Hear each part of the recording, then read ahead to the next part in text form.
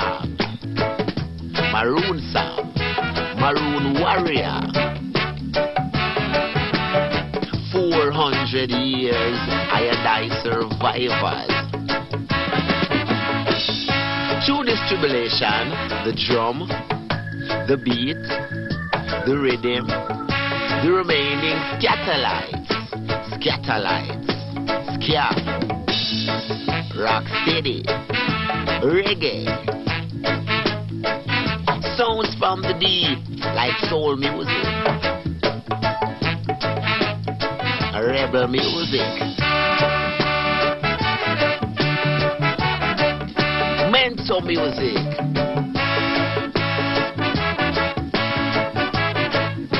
job music, the music of I and I. Good it.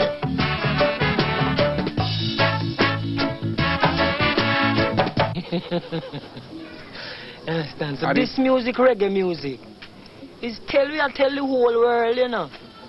Telepathically and physically and mentally and spiritually, we are telling them through this music, yeah. Where and I create down in the Western Hemisphere, yeah. Because it have to cover the whole four corner of the world. That man, woman and picnic must know themselves and know who is God.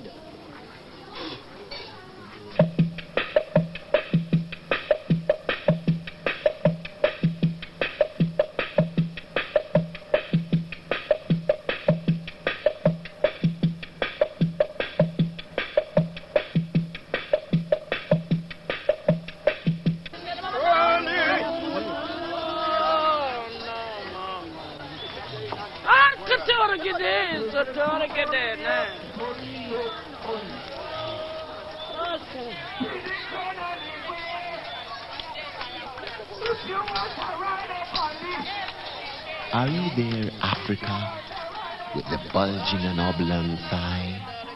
Sulking Africa, wrought of iron in the fire? Africa of the millions of royal slaves, deported Africa, drifting Africa, are you there?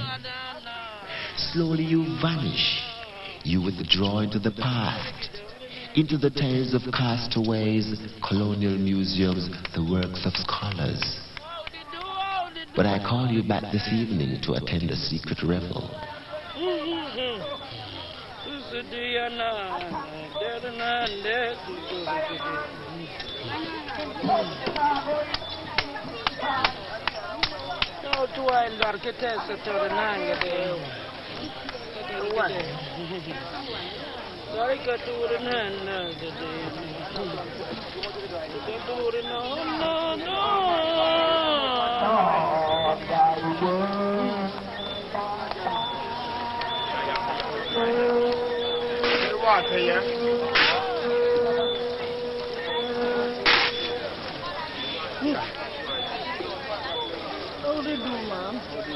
How they do number 7?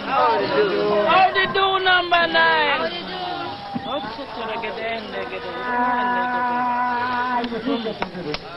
Both witches, wizards, priests and priestesses were brought to Jamaica in the days of slavery. Slave priests and priestesses often turned to sorcery in the conditions of slavery. They became known as obia men and women. The exorcisms of spells in a ritual state of possession was known as kumina. Kumina caught on among the slaves and became the slave religion. Alright, let me stay again.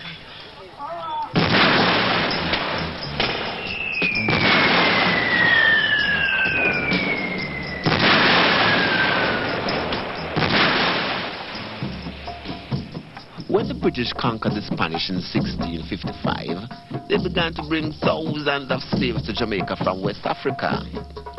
From many tribes they came here. The Igbo, the Ashanti, the Uraba, Koromanti, Congo, Widowa, and the Mandingo warrior.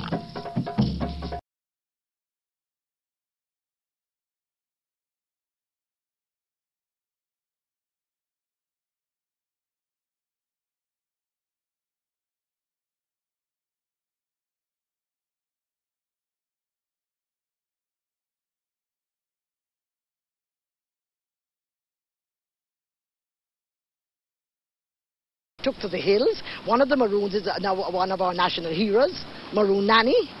Nanny, she was one woman, she was Codger's sister, and she took her brothers to the hills too, and they tormented the British.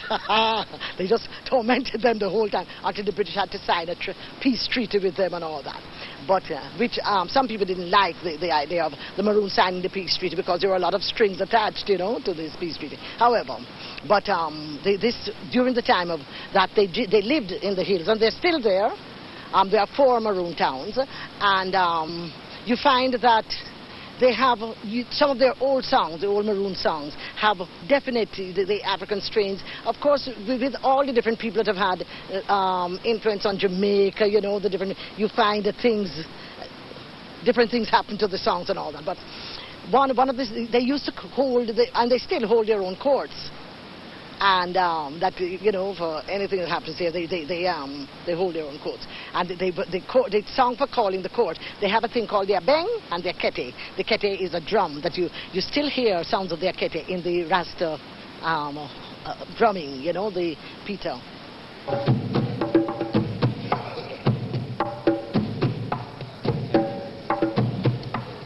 Let's steady up. Rasta man say. In slavery days, the drum was banned higher, not only in Jamaica, but throughout the Caribbean and America. For a while, it went underground and was kept alive as a ritual among the free Maroons and Boer men in the mountains. Even after emancipation, it was denied popular acceptance and dubbed a heathen non-Christian practice. Today's Rasta music is a continuation of the African heritage of drumming. The Rastafarian influence has weaved its way up through the development and history of Jamaican music.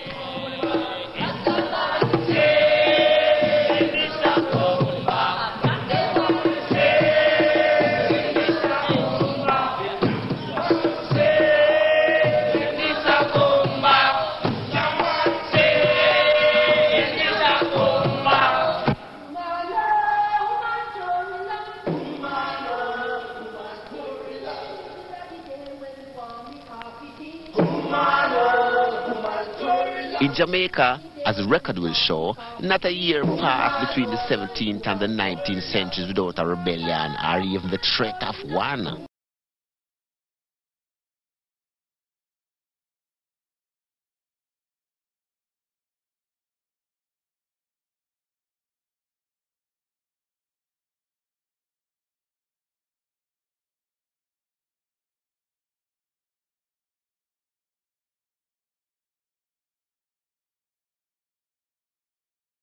The planters to avoid the responsibility of feeding their slaves.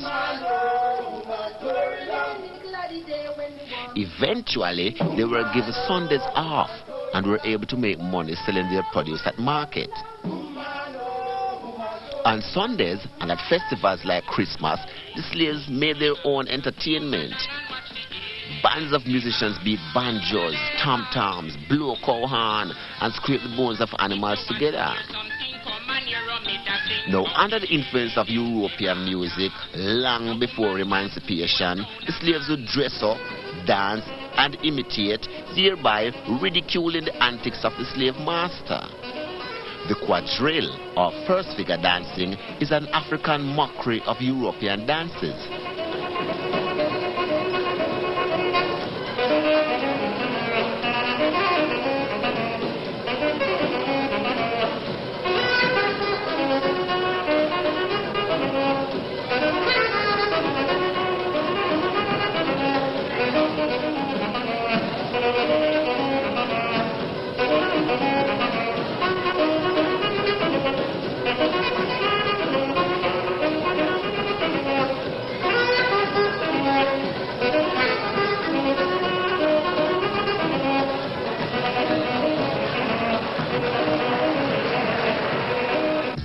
For 150 years after the British took over Jamaica and established the slave trade, no attempt had been made to Christianize the slaves.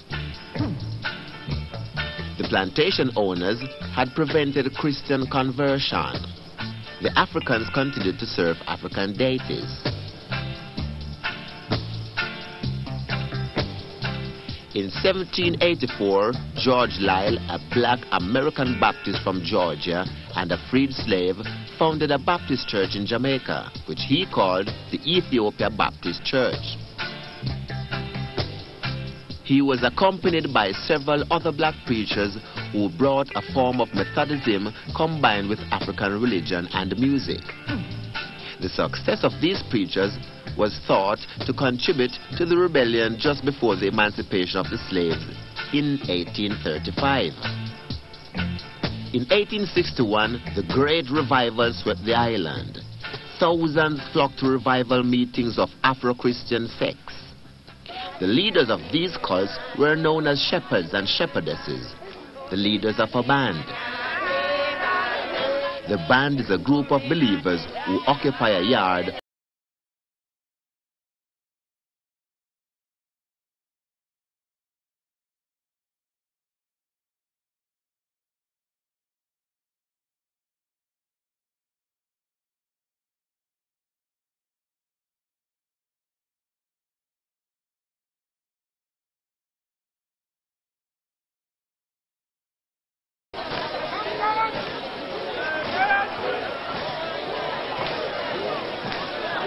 God, we pray and pray.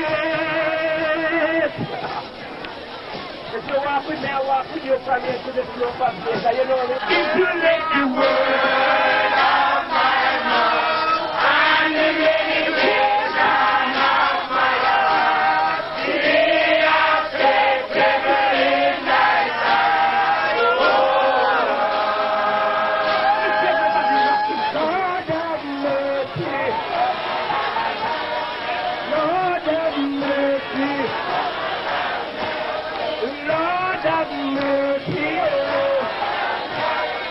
Lord have mercy. If you let the word of my mouth and the meditation of my heart be acceptable in thy sight.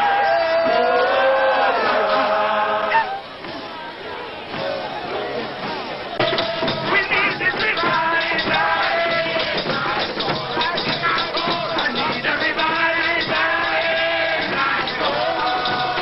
I must rise to the blood of prayer to get the revival.